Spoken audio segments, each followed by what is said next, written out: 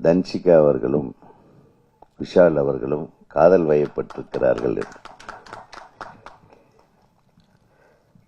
சரி, இது எப்படி நீ நடிகர் சங்கத்தை ஓபன் பண்ணிட்டா என்ன கண்ணே செல்லாம் வெக்கத்தை பாடுறா. எனக்கு விஷால ரொம்ப பிடிக்கும். ரொம்ப மனசுல எதையும் வச்சுக்காம மனசை திறந்து தன் மனசுல என்ன தோணுதோ பட்டதை பேசுற ஒரு கேரக்டர்.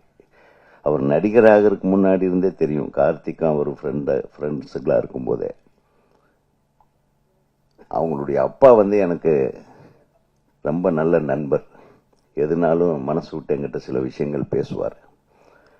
ஒரு மிகச்சிறந்த குடும்பத்திலே பிறந்து மிகச்சிறந்த தயாரிப்பாளர் என்று பெயர் வாங்கி அவருடைய தந்தை, அதாவது மின்னலையிலிருந்து அவர் நடித்த படத்திலிருந்து எல்லா படங்களும் பிரமாதமான படங்களை தயாரித்தவங்க.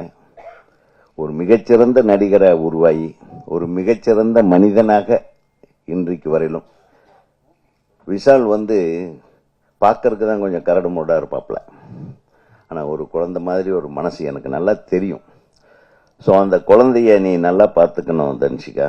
இந்த அடியெல்லாம் அங்கே வச்சுக்காது, கொஞ்சம் பார்த்து. என்னப்பா ஒரே இன்னைக்கு ஹார்ட் மேட்டர் இதுதான். வேற என்னத்த பேசுறது? மோனிகா செந்தில் அவர்களுக்கு இப்படி ஒரு பெரிய ஒரு வரப்பிரசாதம். இந்த மேடையே வேற மாதிரி ஒரு மேடையா இருக்கு. மலர் கொத்து வழங்குறத விட மலர் மாலைகளோட நீங்க இந்த கூட்டத்தை சேர்த்து இருந்திருக்கலாம். பத்திரிகை நண்பர்கள் எல்லாமே கொண்டாடி இருப்பாங்க, உங்களை வாழ்த்தி இருப்பாங்க. நல்லது நடக்கும், நல்லபடியாக நடக்கும். இந்த திரைப்படத்தோட இயக்குனரை பற்றி பேசணும்னா அவர்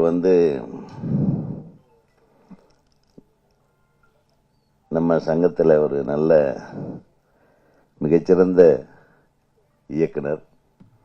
தமிழ்நாடு திரைப்பட இயக்குனர் சங்கத்துக்கு ஒரு நல்ல பெயர் வாங்கி கொடுக்கக்கூடிய ஒரு இயக்குனர்.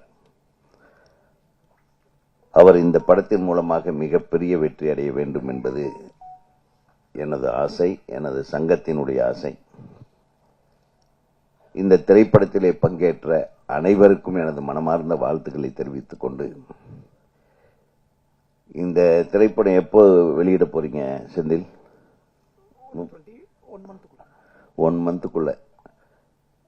அந்த வெளியீட்டுக்கு முன்னாடி எங்களுக்கு ஒரு நல்ல செய்தி, திருமண பத்திரிகையெல்லாம் வர வேண்டும். விஷால், உங்களுடைய வாழ்க்கை என் அன்பு சகோதரி அவங்களுடைய கையில மிகச்சிறப்பான வாழ்க்கையாக மாற வேண்டும் என்று கூறி, இந்த நிகழ்வு ஒரு மங்களகரமான நிகழ்வாகவே நாம் எடுத்துக்கொள்வோம்.